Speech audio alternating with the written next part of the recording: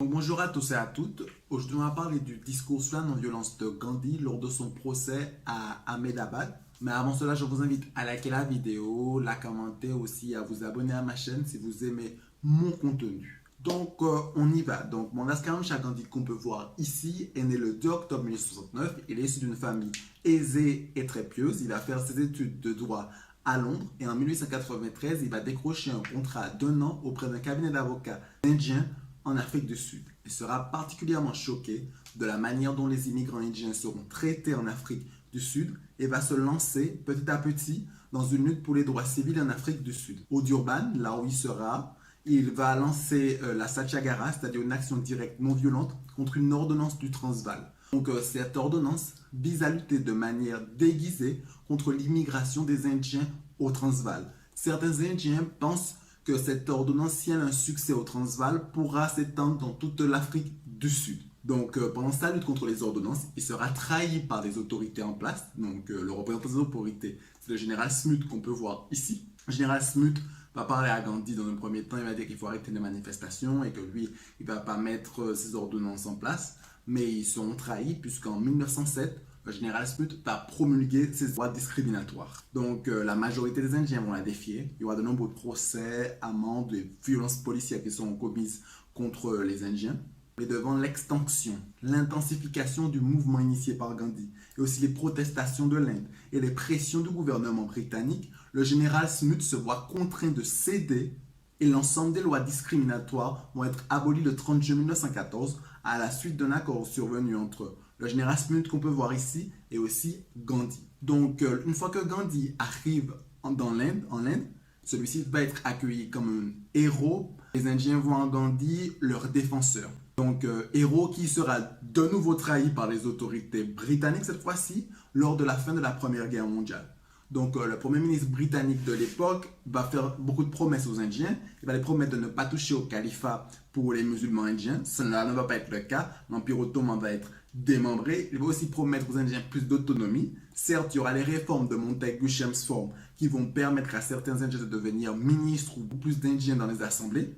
Mais le véritable pouvoir exécutif et celui des finances sera toujours contrôlé par l'Angleterre. Puis ensuite, il y aura une accentuation de la répression politique, notamment par les lois Rowlatt. Les lois Rowlatt qui condamnent tout propos séditieux des Indiens vis-à-vis de la Grande-Bretagne, et cela sur la base de simples soupçons. Ces lois Rowlatt vont faire fortement réagir la population, et cela va se traduire dans les faits par le fait que la population indienne va molester des Européens et qu'il y aura aussi le massacre d'Amritsar. Donc de nombreux Indiens vont molester les Européens. Les autorités en place, cette fois-ci représentées par le général Dyer qu'on peut voir ici, vont tirer sur un rassemblement d'Indiens non autorisés et en plus pacifiques. Ce même général va aussi obliger les Indiens à ramper ou descendre pour saluer les Européens et avec d'autres humiliations en tout genre. Donc tous les crimes qui seront passés au Pendjab seront soit amnistiés, pas amnistiés, mais en tout cas, il n'y aura pas de procès contre ces crimes et certaines personnes seront même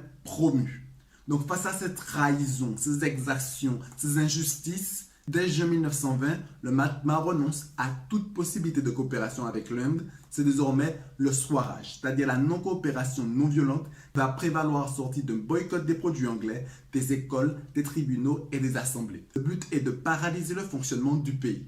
Donc les autorités britanniques, quant à elles, hésitent à arrêter Gandhi car elles redoutent une explosion des violences s'ils le font. Début février 1922, à Chauri Chaura, la tension va monter entre des manifestants indiens d'un côté et de l'autre côté des policiers. Donc les policiers vont être forcés de se replier dans un bâtiment et le feu y sera mis. 22 d'entre eux vont périr. Gandhi, bouleversé par cet événement, décide de mettre fin à sa campagne de non-coopération. Le 10 mars, il va être finalement arrêté sur la base de 3 articles parus dans un journal. Donc là, nous, on va se concentrer sur le discours de Gandhi. Donc moi, ce qui me plaît énormément dans le discours de Gandhi, c'est que dès la première phrase, dans la structure de son discours, on a l'impression de voir une dissertation philosophique avec la thèse, antithèse, la synthèse. Donc je commence. Je dois peut-être au public de l'Inde et au public de l'Angleterre que ce procès a principalement pour but d'amadouer, de leur faire connaître pourquoi, de loyalistes et de coopérateurs fervents, je suis devenu désaffectionné et non coopérateur intransigeant. Donc là, il parle d'amadouer parce que Gandhi est un peu la mèche qui fait un remue-ménage en Inde. Et là, le fait de le mettre en procès, ce que les gens voient, c'est que ce remue-ménage en Inde peut diminuer. Donc ensuite, moi je voudrais surtout parler de la structure qu'il nous donne déjà de son discours. Il dit dans un premier temps qu'il était loyaliste, puis ensuite qu'il était un coopérateur fervent. Donc là, on a le grand 1, loyaliste et coopérateur fervent. Et le grand 2, il donne les causes pour lesquelles sa position a changé. La désaffection qui prend ses origines dans la maltraitance des Indiens. Puis ensuite, troisième partie qui dit que maintenant, la solution c'est une non-coopération intransigeante entre l'Inde et l'Angleterre, c'est-à-dire l'indépendance de l'Inde. Puis ensuite, là, il ne le dit pas dans son discours, il désigne aussi son premier chef d'accusation à la fin de son discours qui est la désaffection. Comme quoi, le gouvernement pourrait régir l'affection de son peuple à une loi, à un gouvernement, un système ou un homme. Donc là, il va désigner à la fin cette partie. Son discours sera fait plutôt sous forme d'entonnoir. L'activité publique commençait en 1893 en Afrique du Sud, à un moment critique. Les premiers rapports que j'ai eus avec les autorités britanniques ne furent point agréables. Donc là, il fait sûrement référence à soit l'incident du turban ou l'incident du train. L'incident du train qui est le plus connu, ou comme quoi Gandhi avait pris un ticket en première classe et arrivé au Transvaal, un officier vient le voir et lui dit que les Indiens n'ont pas droit à la première classe. Gandhi dit qu'il a payé, donc il se doit de rester. L'officier lui dit qu'il doit aller à la deuxième classe, à la seconde classe. Lui, il ne veut pas. Il est mis dehors comme un malpropre de ce train. Donc voilà. Puis il dit, je découvris que je n'avais comme homme et comme indien aucun droit, ou plus exactement, je découvris que je n'avais aucun droit parce que j'étais indien. Là, il dit clairement que la qualité d'humain n'est pas donnée aux Indiens. Puis après, il dit, cela ne me déroutera pas. Cela ne me déroutera point. Je me dis que cette façon de traiter les Indiens était une excroissance d'un système de gouvernement bon en soi. Donc là, il dit que malgré qu'il y avait des imperfections dans le système de gouvernement anglais, lui, il l'apprécie toujours et il est toujours loyaliste dans ce gouvernement. Je lui donnais donc ma coopération loyale et volontaire. Il est toujours loyaliste. Le critiquant sans me gêner lorsque je considérais qu'il se trompait, mais sans jamais souhaiter sa destruction. Donc là, il va parler de lui loyaliste. Puis ensuite, il va montrer à quel point il était coopérateur fervent parce qu'il dit que, en gros, il dit que certes, il aime l'Angleterre, mais plus qu'aimer l'Angleterre, il a déjà démontré en quoi il est un coopérateur fervent à travers des actions. Donc, il va énumérer les nombreuses actions qu'il a faites pour l'Angleterre. Il dit aussi, lorsqu'en 1899, l'existence de l'Empire fut menacée par la guerre des Boers, je lui offris mes services. Je formai un corps de brancardiers volontaires et pris part à divers engagements. En 1906, à l'époque de la révolte des Zoulous, je formais un corps d'infirmiers et servis jusqu'à la fin de la révolte. Lorsqu'en 1914, la guerre éclata entre l'Angleterre et l'Allemagne, je formais un corps d'ambulanciers volontaires composé d'Indiens qui se trouvaient à Londres, étudiants pour la plupart.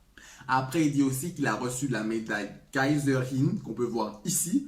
Donc cette médaille, c'est une médaille pour récompenser les services que Gandhi a rendus au gouvernement britannique, mais aussi à l'Inde en même temps. Puis après, une fois qu'il a parlé de coopérateurs fervents et aussi de loyalistes, il va parler des différentes causes qui vont le faire changer d'avis et être non-coopérateur intransigeant.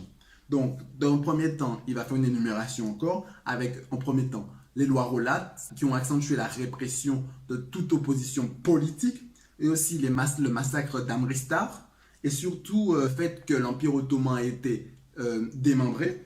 Et enfin, le fait que lorsqu'il y a eu ce massacre d'Amristar, les principaux protagonistes n'ont pas été jugés, n'ont pas été condamnés et certains d'entre eux ont été promus. Ça, on a l'impression que de son discours, c'est comme la goutte qui fait déborder le vase. Cette injustice si forte. Et il dit, j'en arrive à contre-cœur. Bien sûr, il arrive à contre-cœur parce qu'il aime toujours un tout petit peu ce gouvernement britannique et que pour lui, il aurait souhaité une autre voie de sortie. Mais là, il dit, j'en arrive à contre-cœur, comme dit, non, même si je souhaite une autre voie de sortie, je vois que celle-ci.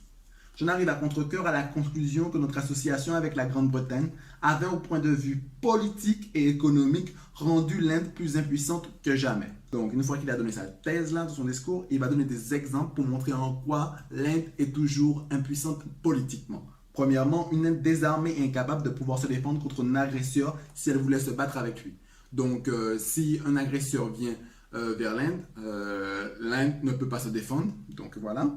Et après, elle parle de la condition de l'Inde en disant que l'Inde n'est même pas encore un dominion dans l'Empire britannique, c'est-à-dire que c'est même pas un État politique indépendant et que toutes ces décisions sont prises en Angleterre. Donc en fait, l'Inde est quand même en état de mort cérébrale. Puis après, il va parler de l'économie en Inde, comme quoi l'économie en Inde est de plus en plus mauvaise parce que les Anglais sont venus avec une autre manière de tisser le coton et en ayant cette manière de tisser le coton, ils ont pris des ressources précieuses aux agriculteurs qui, eux, tissaient eux-mêmes le coton. Ces ressources qui maintenant font que dans le monde rural, la famine gangrène le monde rural. Puis ensuite, il va parler de comment la législation est mise au service de l'Empire britannique et non des Indiens. Il va dire, même la loi dans ce pays est mise au service de l'exploiteur étranger. On voit bien que là aussi, il y a une dégradation de comment il traite l'Angleterre. Au début, c'était un gouvernement bon en soi. Maintenant, c'est juste que l'exploiteur étranger.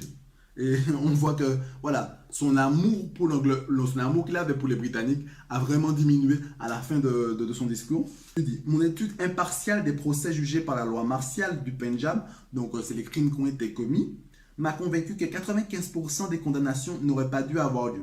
L'expérience que j'ai des hommes condamnés l'expérience que j'ai des procès politiques m'a amené à cette conclusion que 9 sur 10 des hommes condamnés étaient absolument innocents. Leur crime, c'était d'aimer leur pays. Dans 99 cas sur 100, dans 99 cas sur 100, dans les tribunaux de l'Inde, la justice n'est pas rendue aux Indiens alors qu'elle est aux Anglais. Je n'exagère pas, c'est l'expérience de tout Indien ayant eu quelques rapports avec ce genre de cause. Selon moi, l'administration de la loi, consciemment ou inconsciemment, s'est prostituée au service de l'exploiteur autre. Et là maintenant, il va commencer à dézinguer son chef d'accusation qu'il a déjà commencé à faire. Donc, le paragraphe 124 du code pénal, d'après lequel j'ai le bonheur, ironie, il n'a pas le bonheur d'être accusé, d'après lequel j'ai le bonheur d'être accusé, est au premier rang de ceux qui tendent à supprimer la liberté du citoyen. La loi ne peut donner ou régler l'affection. Si on n'a pas d'affection pour un homme ou un système, on doit être libre d'exprimer sa désaffection dans toute sa force du moment qu'on n'a pas l'intention de se montrer violent ou d'inciter à la violence. Donc là, pour moi, on a une des phrases les plus importantes du discours de Gandhi, mais c'est aussi le fondement de nos démocraties. Parce que lorsqu'on regarde, lorsqu'il y a des grèves, le plus souvent, les gens disent qu'il faut manifester, mais qu'il ne faut pas inciter à la violence ou il ne faut pas être violent lors de ces manifestations. Donc, là, on a Gandhi qui a réussi, comme Martin Luther King, qui a réussi à faire bouger les lignes, notamment parce qu'il manifestait, mais qu'il avait aussi un fort appui de la population. Donc on voit clairement que la violence n'est pas forcément une manière de résoudre les choses. Puis ensuite, à la fin, il va continuer en disant que la non-coopération intransigeante, c'est la seule solution pour l'Inde et l'Empire britannique. Donc après son magnifique discours, Gandhi sera quand même condamné à 6 ans de prison. Il sera libéré au bout des 2 premières années de prison qu'il aura faites. Une fois qu'il aura terminé ces 2 premières années, il sera libéré. J'espère que vous avez aimé cette analyse de discours politique et à la prochaine.